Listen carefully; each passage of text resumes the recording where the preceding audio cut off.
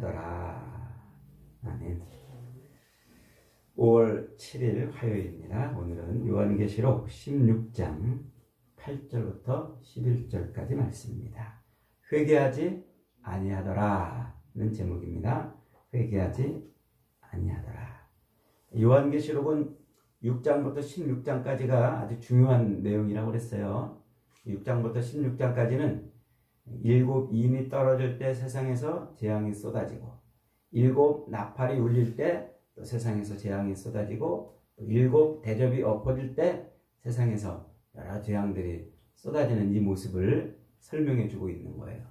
그런데 그 인과 나팔과 대접의 재앙은 순서적으로 쭉 일어나는 게 아니고 똑같은 사건을 다른 방향, 다른 각도에서 보고 있는 거라고 그랬죠.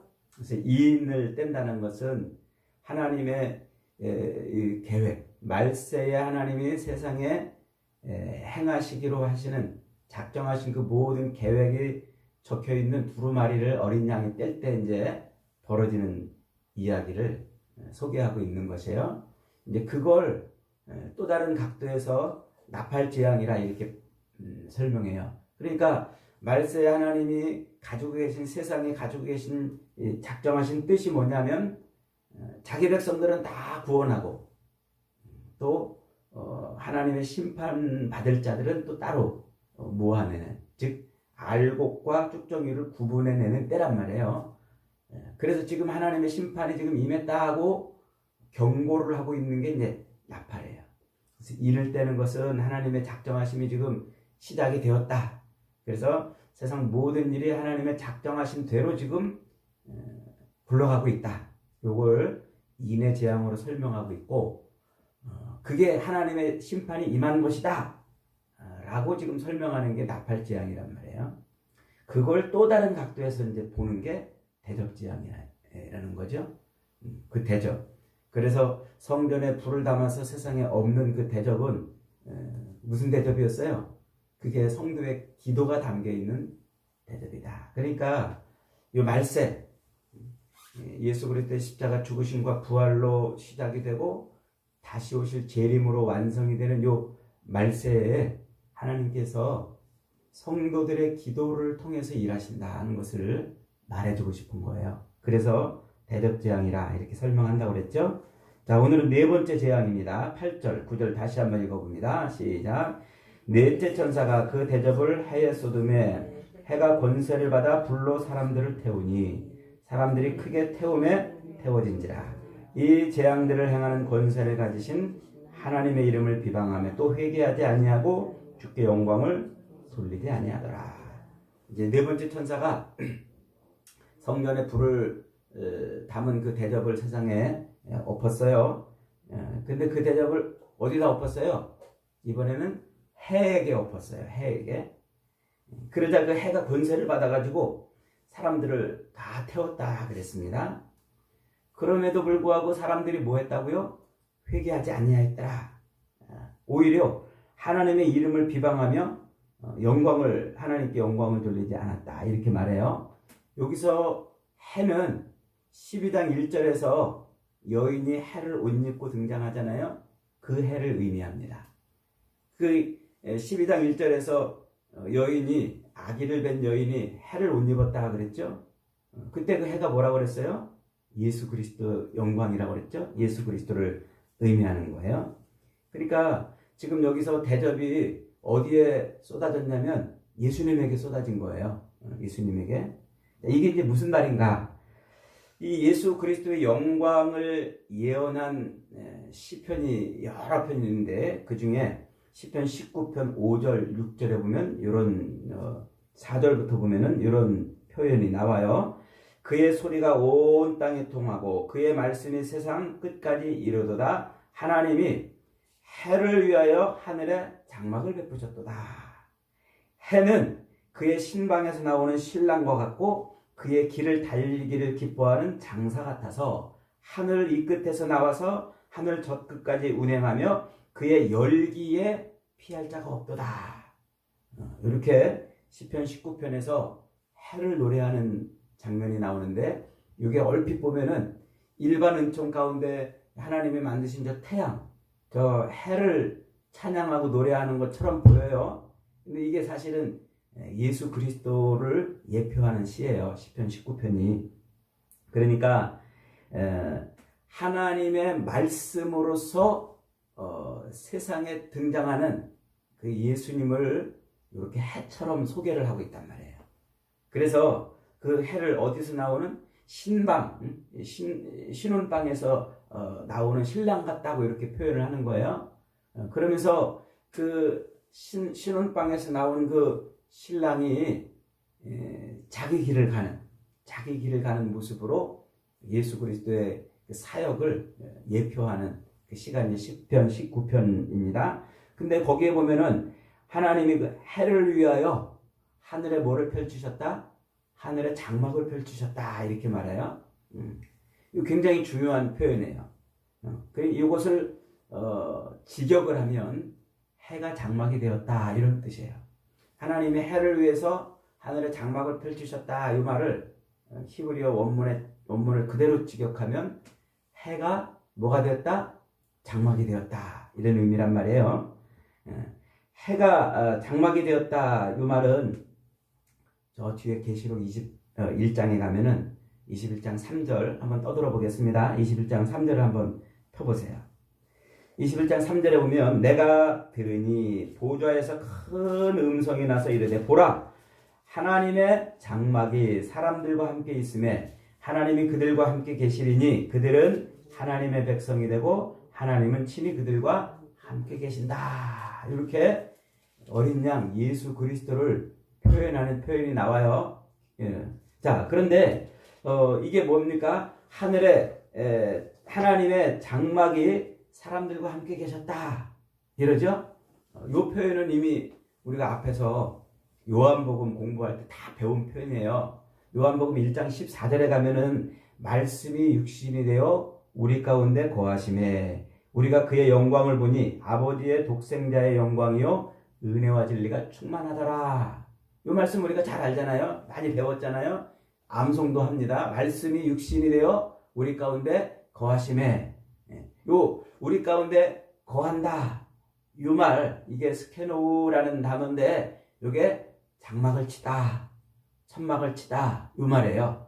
그러니까 말씀이 육신이 되어 사람들 가운데 뭐를 친 거예요? 장막을 친 거예요. 성막을 친 거예요.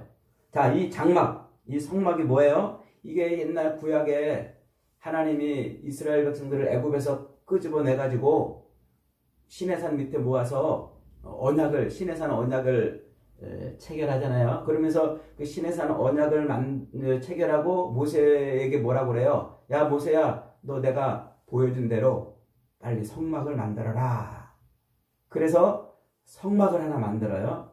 그 성막이 이스라엘 백성들의 한 가운데 설치가 됩니다.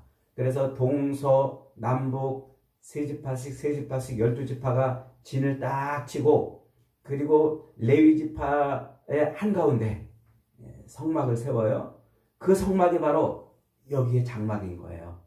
그러니까 이스라엘 백성들 그 진영 한가운데 구원받은 이스라엘 애굽에서 나온 그 이스라엘 백성들 한가운데 하나님이 성막을 만들게 하시고 거기에 하나님의 쉐키나 하나님의 영광으로 임재하셔요. 그리고 그 성막의 가장 은밀한 장소인 지성소에 뭐를 넣어놨어요? 언약궤를 넣어놨단 말이에요. 그 언약궤에 뭐가 들어있죠? 만나 항아리와 아론의 쌍난 지팡이 그리고 십계명 돌판이 들어있죠. 그 십계명 돌판 하나님이 모세에게 시내산에 올라오라고 해가지고 직접 하나님이 만들어 놓으신 그 십계명 돌판이 그 속에 들어있어요. 그 율법이 들어있는 거예요. 그러니까 그 성막 안에 율법이 들어있다는 것은 이 예수 그리스도를 예표하고 있는 그 성막이 율법을 이루는 것이라는 거예요. 그러니까 예수님은 율법대로 율법을 성취하시는 분이에요. 율법을 예수님이 폐기하시는 분이 아니고 율법을 뭐 하시는 분? 성취하시는 분. 그래서 예수님이 그러잖아요. 이 율법의 1.1핵이라도 반드시 다 이루어지리라 그러시는 거예요. 누구를 통해서? 자기 자신. 예수님 자신을 통해서 율법이 이루어지는 거예요. 그래서 이제 그 율법 그 자체가 예수님을 통해서 성취되는 것을 표현하고 있는 게 그게 지금 시편 40편 8절에 나의 하나님이여 내가 주의 뜻을 행하기를 즐겨하오니 주의 법이 나의 심중에 있나이다 하면서 이 메시아가 그런 노래를 하는 거예요. 예수님은 율법을 품고 계신 분이에요. 율법을 성취하시는 분이에요. 그 예수님의 모습을 예표하고 있는 게 뭐라고요? 그게 성막이란 말이에요. 이스라엘 백성들이 광야에서 뜯었다 붙였다 하면서 옮기고 다니면서 그 앞에 제사 드리고 하나님을 만나고 거기서 죄 용서함을 받던 바로 그 성막. 그 성막을 이제 이 땅의 육신으로 실제 육체를 입고 오시는 그 예수님이 사람들 가운데 장막을 쳤다. 이렇게 표현한다고 그런다고 그랬잖아요. 그래서 이 땅에 이 육신으로 오신 그 예수님이 곧 모세를 통해서 보여줬던 그 성막이고 그게 그것이 하늘의 장막이었단 말이에요. 그러니까 하나님이 거하시는 본전, 하나님의 거하시는 처소로서 예수 그리스도의 모습을 그렇게 표현하고 있는 거예요.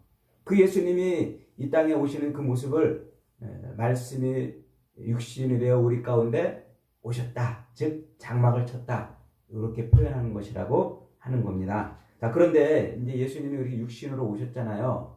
육신으로 오셨는데 요한복음 5장 19절을 이하에 보면 이렇게 말씀하세요. 이제 유대인들하고 논쟁하는 장면인데 그러므로 예수께서 그들에게 이르시되 내가 진실로 진실로 너희에게 이르노니 아들이 아버지께서 하시는 일을 보지 않고는 아무것도 스스로 할 수 없나니 아버지께서 행하시는 그것을 아들도 그와 같이 행하시니라. 아버지께서 아들을 사랑하사 자기가 행하는 것을 다 아들에게 보이시고 그보다 더 큰 일을 보이사 너희로 놀랍게 여기게 하시리라. 아버지께서 죽은 자를 일으켜 살리심 같이 아들도 자기가 원하는 자들을 살리시느니라. 그러면서 이제 아주 중요한 표현을 말씀하세요. 아버지께서 아무도 심판하지 아니하시고 심판을 다 아들에게 맡기셨으니 이는 모든 사람으로 아버지를 공경하는 것 같이 아들을 공경하게 하려 하심이라. 아들을 공경하지 아니하는 자는 그를 보내신 아버지도 공경하지 아니하시느니라. 이게 예수 그리스도께서 이 땅에 오셔서 유대인들과 논쟁을 하면서 자기 자신이 지금 뭐라고 그러는 거예요? 자신이 곧 아버지의 아들이라는 거예요. 그것 때문에 유대인들이 막 예수님을 죽이려고 난리를 칩니다. 그런데 그 아버지의 아들로 이 땅에 오신 예수님이 뭐를 다 갖고 왔다는 거예요? 아버지의 권세, 심판의 권세를 가지고 왔다. 그 얘기를 하고 있는 거예요. 그러니까 이 심판은 구약 성경이 내내 말하고 있는 게 뭐예요? 그 심판의 권세는 누가 가지고 있어요? 하나님만 가지고 있는 권세예요. 그걸 지금 예수님이 가지고 이 땅에 왔다. 그 얘기를 하고 있는 겁니다. 그래서 예수님께서는 자신이 하나님의 그 심판의 권세를 갖고 이 땅에 오신 분으로 자신을 그렇게 소개를 하고 있는 거예요. 자, 그래서 네 번째 천사가 대접을 해에 쏟았다. 이 말은 그 아버지의 권세를 아들에게 위임해줬다라는 말을 이렇게 표현하고 있는 거예요. 이게 이제 이단들이나 계시록을 막 무섭게 해석하는 사람들은 이거로 엉뚱하게 해석해요. 그래서 진짜로 해라고 생각해요. 그래서 그렇게 해서 해가 어떻게 변하고 막 이런 현상이 벌어질 것이라고 해석하는데 그거는 성경을 거꾸로 뇌피셜로 해석하는 거예요. 여기서 해는 예수 그리스도이시고 예수 그리스도 하나님께서 예수 그리스도에게 심판의 모든 권세를 다 위임해 주신 그 장면을 지금 대접을 해에게 쏟았다 이렇게 표현한단 말이에요. 그래서 요 예수 그리스도의 그 심판의 권세로 인해서 세상은 그리스도의 이 통치 아래 들어가는 거예요. 예수님의 통치 아래. 이게 굉장히 중요한 의미를 담고 있어요. 그러니까 예수님이 이 모든 심판의 권세를 가지고 세상을 이 말세의 기간 동안 통치해 가는데 세상 사람들은 어떻게 한다는 거예요? 그걸 못 견뎌하는 거예요. 그 예수 그리스도를 인정하지 않고 견디지. 그걸 못 견디고. 그래서 예수 그리스도께서 하나님의 이름을 드러내려고 하시는 그 일을 못 견뎌서 하나님의 이름을 자꾸 거부하고 방해하는 거예요. 회방하고 그리고 주께 영광을 돌리지 않는다. 지금 그렇게 표현하고 있는 거예요. 자, 그렇게 영광을 돌리지 않는데 중요한 게 뭐예요? 회개하지 아니하더라라고 토를 달아놨어요. 자, 우리가 앞에서 6째 나팔이 울려 퍼질 때 가장 중요한 특징이 뭐라고 그랬어요? 회개하지 않더라 그랬잖아요. 그 나팔 재앙의 6번째 재앙에서요. 그러니까 말세의 가장 큰 특징은 그리스도의 영광을 보고도 사람들이 회개하지 않는 거예요. 말세의 가장 큰 특징은 예수 그리스도의 그 능력과 그 은혜가 세상에 펼쳐지는데도 불구하고 사람들이 뭐예요? 그리스도께 돌아오지 않아요. 회개하지 않아요. 이게 중요한 특징이란 말이에요. 자, 그렇게 회개치 못하는 이유가 뭘까요? 그게 5번째 대접의 결과입니다. 10절, 11절 시작. 또 5번째 천사가 그 대접을 짐승의 왕좌에 쏟으니 그 나라가 곧 어두워지며 사람들이 아파서 자기 혀를 깨물고 아픈 것과 종기로 말미암아 하늘의 하나님을 비방하고 그들의 행위를 회개하지 아니하더라. 이번엔 그 성전에 불을 담은 그 대접을 어디에 쏟았어요? 짐승의 왕좌에 쏟았어요. 그 짐승은 마귀의 하수인이라고 그랬죠? 바다 짐승, 땅 짐승. 그 짐승은 뭐를 짐승이라고 표현한다고 그랬어요? 이 세상에 있는 통치자들, 그리고 그들이 가지고 있는 자기 통치 이념과 철학과 사상과 문화와 이런 것들이라고 그랬죠? 그 다음에 땅 짐승, 바다 짐승 말고 또 땅 짐승이 있는데 땅 짐승들은 거짓 선지자들이라고 그랬어요. 자기가 그리스도이라고 자기가 구세주라고, 자기가 마치 이 세상의 사람들에게 자기를 믿으면 평안을 주고 부귀 영화를 줄 것처럼 속이는 자들이라고 그랬어요. 그런 바다 짐승과 땅 짐승들이 있는 권좌에 대접을 엎었다 이렇게 말해요. 자, 그러니까 어떻게 됐어요? 그 짐승의 나라가 어두워졌다 그랬어요. 이 어둡다는 말은 앞을 못 본다는 말이에요. 깜깜하다는 거예요. 뭔가 빛이 없는 상태에 놓여 있는 거죠. 그러면 이제 그 빛이 어두워져 있다는 것은 빛을 거뒀다는 의미예요. 하나님이 이 짐승의 권좌에 대접을 쏟아가지고 이 짐승의 나라가 어두워졌다는 것은 하나님이 이 짐승이 통치하고 있는 세상에 빛을 싹 거두었다 이 말이에요. 그래서 요한복음 1장 5절에서 이제 말씀이 육신이 돼서 우리 가운데 오신 그 예수 그리스도를 소개할 때 뭐라고 소개하냐면 빛이 어둠의 빛이 돼 어둠이 깨닫지 못하더라고 이렇게 소개를 하잖아요. 그리고 이제 골로새서 1장 13절에서는 그가 우리를 흑암의 권세에서 건져내어 그의 사랑의 아들의 나라로 옮기셨다 이렇게 말해요. 그러니까 이 어둠의 나라, 이 흑암의 나라는 그 짐승이 통치하는 그런 나라인 거예요. 그러니까 짐승이 통치하는 나라라는 것은 짐승의 인을 받은 사람들이겠죠. 짐승의 표를 받은 사람들, 짐승에게 미혹된 사람들, 짐승의 그 미혹, 참소와 핍박과 미혹과 신비력으로 사람들을 공격할 때 거기에 붙들린 사람들을 말하는 거예요. 그러니까 마귀 사탄의 하수인들인 이 짐승에 끌려 사는 사람들을 의미하는 겁니다. 그렇게 해서 이 마귀 사탄이 통치하고 거기에 미혹되어 있는 짐승의 하수인들에게 붙들려 사는 사람들, 그들이 사는 나라를 어둠의 나라라 이렇게 말해요. 그러니까 그 어둠의 짐승에게 대접이 쏟아지니까 이 짐승에게 사로잡혀 있는 사람들은 눈이 안 보여요. 깜깜한 칠흑 같은 어둠 속에 살고 있는 거예요. 그대로 놔두는 거예요. 그래서 그 결과가 뭐예요? 11절에 그들의 행위를 회개하지 아니하더라. 그러니까 요 대접 재앙의 목표는 뭐냐면 하나님이 이렇게 성도들의 기도를 통해서 대접을 세상에 엎으시는 이 대접 재앙의 목표, 바라는 게 뭐냐면 사람들이 회개하는 거예요. 회개. 그런데 누구는 회개하지 못해요? 마귀에게 사로잡혀 있는 사람들은 회개하지 못해요. 도리어 그들은 하나님의 이 진노. 그래서 전쟁과 기근과 재난과 전염병이 거짓 선지자들이 막 들끓어가지고 세상을 이렇게 요동치게 하는 이런 혼란한 세상을 바라보면서도 신이 계시구나. 하나님이 이런 일을 하시는구나. 깨닫는 게 아니라 도리어 못 깨닫고 하나님의 일을 회방하고 하나님을 저주하고 욕하는 거예요. 그래도 여러분 세상 사람들 보세요. 교회 가자고 그러면 오히려 더 막 거부하는 사람들 있잖아요. 제가 지난번에요. 이 코로나 전염병은 이게 하나님이 세상을 지금 뒤집고 있는 그런 일이다. 누구한테 그런 말 했다가 아주 그냥 혼났어요. 맞을 뻔했어요. 무슨 이런 게 무슨 하나님이 세상을 이렇게 뒤집는 일이라고 그러냐 그러면서 말이죠. 막 그러니까 이런 세상에서 벌어지는 이런 고통, 이런 환난, 이런 시련 이런 걸 세상 사람들은 당하면 당할수록 뭐예요? 하나님이 계신가 보다 이렇게 깨닫는 게 아니라 왜 나에게 이런 고통이 있느냐고 도리어 신을 저주하고 신을 욕하고 원망해요. 사람들이. 그걸 말하고 있는 거예요. 그래서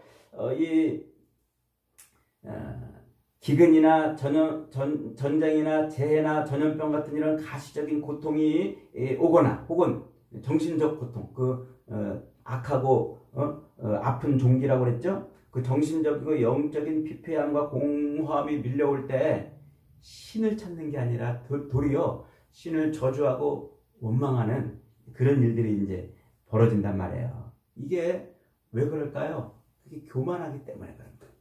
세상의 중심에 자기가 서 있기 때문에. 그래서 늘 세상 모든 일에 항상 자기를 위해서 펼쳐져야 되는데 안 되니까 원망하고 불평하고 욕하고 저주하고 그러는 거예요.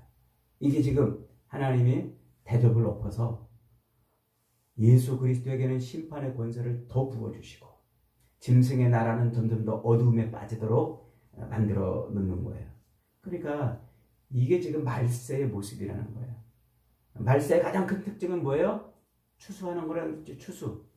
키질해가지고 세상을 막 요동치는 거예요. 흔들고 요동쳐서 알곡은 알곡대로 모으고 축정이는 축정이대로 모으고 이런 현상들을 세상에 요동치는 이런 현상들을 보면서 예수 믿는 사람들은 어떻다는 거예요? 회개할 줄 안다는 거예요. 점점 더 회개의 길로 나온다는 거예요. 예수 믿는 사람들은 점점 더 예수님 앞에 엎드려서 회개를 하는데 예수 안 믿는 사람들은 어쩐다고요? 차라리 혀를 깨물고 죽을지언정 회개하지 않는다는 얘기입니다. 도리어 하나님을 대적하고 악을 행하는 거죠. 기가 막히죠. 제가 언젠가 TV 채널을 돌리다가 언뜻 불교 방송을 이렇게 탁 틀었어요. 그랬더니 마침 그때 큰 스님이 이게 참 뭐라고 그래요? 설법을 하고 있다고 그러나요? 큰 스님이 설법을 쫙 하고 있는데 아주 그 표정이 그냥 못마땅한 표정으로 설법을 하고 있더라고요.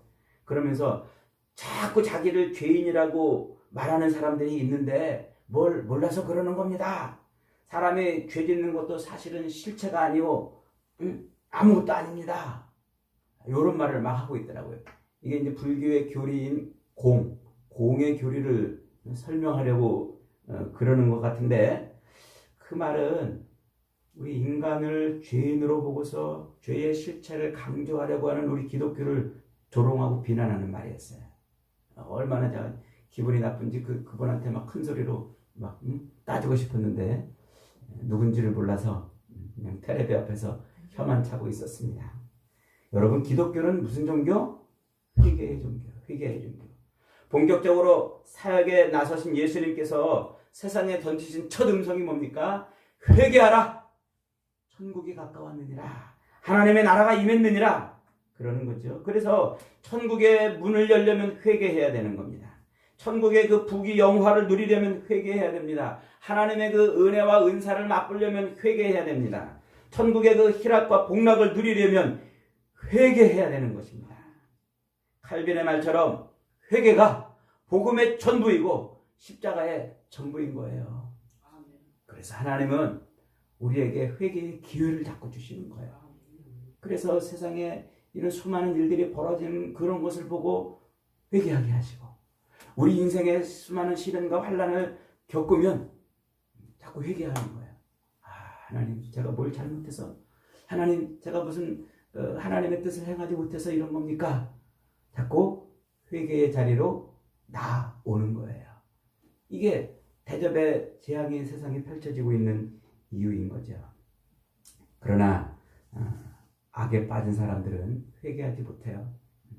도리어 회개하려면 성을 내고, 회개하라고 그러면 나만 이런 죄를 졌냐고 그러고, 회개하라고 그러면 같이 딴 사람도 같이 죄를 짓는 일에 동참하게 이렇게 이제 만드는 거죠. 그게 사도 바울이 로마서 1장 32절에서 예언한 말이에요. 그들이 이 같은 일을 행하는 자는 사형에 해당한다고 하나님께서 정하심을 알고도 자기들만 행할 뿐 아니라 그런 일을 행하는 자를 옳다 여기느니라. 그러니까 세상에 이런 수많은 말세에 나타나는 징조들을 보고 하나님께 엎드려 회개하는 자가 있는가 하면 오히려 회개하지 않는 자들이 있는 거예요. 여러분, 성도는 회개해야, 그래야 주의 영광을 보는 줄 믿습니다. 회개해야 그리스도의 은혜를 누리는 거예요. 회개해야 우리는 비로소 십자가의 치유의 능력을 맛보는 거예요. 회개해야 그 십자가의 구원의 능력을 맛보는 거예요. 그런데 어떤 성도는 매일 뉘우치기만 합니다.